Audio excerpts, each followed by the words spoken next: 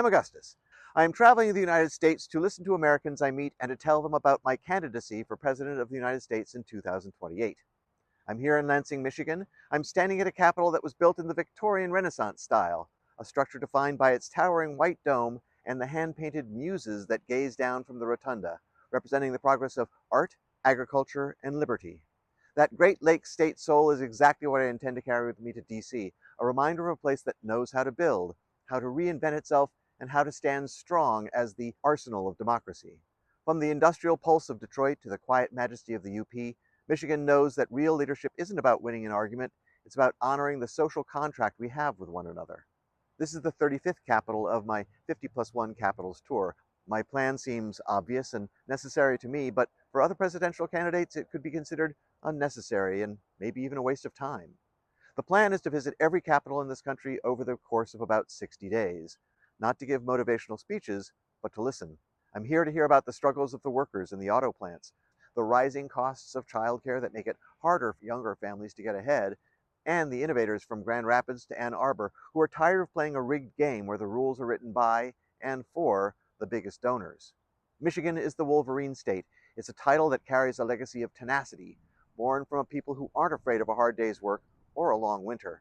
Michigan's strength isn't just in the history of the assembly line, it's the pioneering spirit of the cherry growers in Traverse City and the resilience of cities that have been the heartbeat of American manufacturing for generations.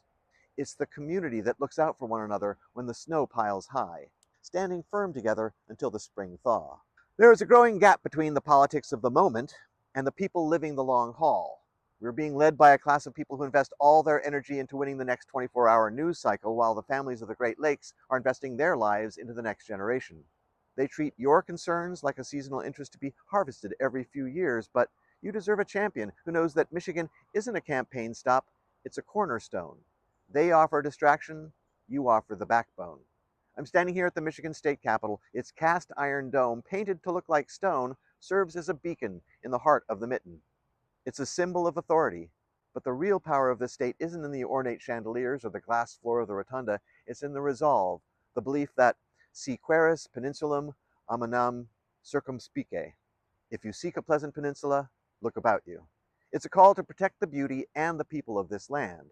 This building stands as a testament to a state that led the way in education and labor rights, understanding the republic only stands if its foundation is rooted in the needs of the many, not the desires of the few. Lately, it feels like the Pleasant Peninsula is only for those at the top, while the average worker is struggling. Michigan once led the way in creating the American middle class. It's time that we make the security of the families who are currently holding this country up on their tired shoulders the country's top priority. Michigan has always been a place that put the world on wheels, but right now, a lot of families feel like they're just spinning theirs. You don't need another speech about the glory days of industry when your current reality is a local school board that's strapped for cash or a water bill that costs more than a week's groceries. I'm here because for a lot of you, getting by has become a full-time job with no overtime pay. To lead a place like Michigan, you have to be willing to admit that if the people who actually build this country can't afford to live in it, the whole system is broken. To lead the whole country, you have to know the whole country, and you can't know the country from a high-flying jet, a speeding motorcade, or a gilded office in D.C. You have to marvel at the Great Lakes, like the Lake Michigan and Lake Huron shorelines that define your borders. Admire the views along the Pacific Coast Highway, cross the mighty Mississippi, and visit the beautiful Smoky Mountains. Having lived in 7 states and visited all 50 at least once before, I think I have a glimmer of understanding of who we, the people of the United States, are. But you can never stop learning. That's why I'm visiting each state again, and I will continue to do so both during my campaign and during my term. Now, you might be thinking, who is this guy? As I said, I'm Augustus.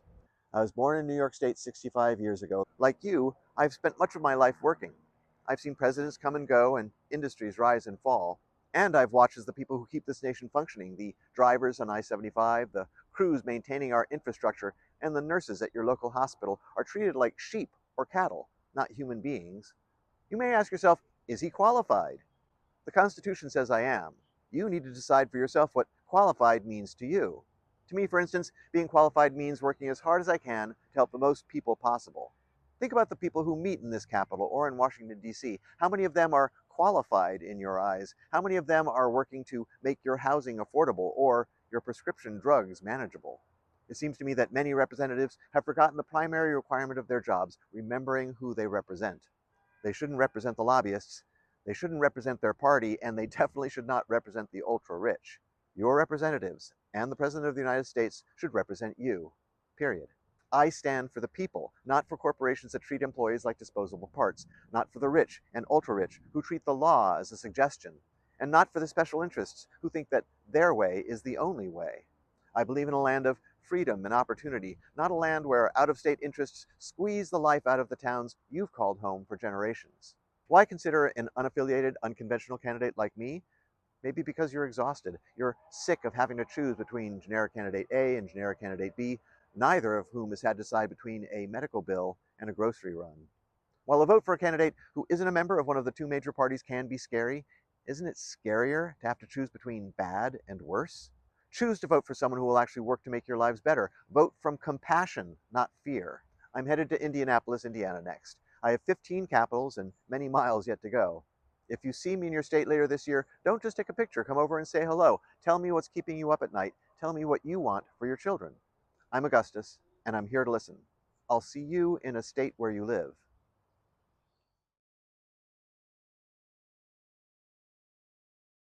And I have to do it a couple of times because I mess up a lot. So, of who? Okay, Huron shorelines. Boop, and my hair. Get the hair out of my face. Okay.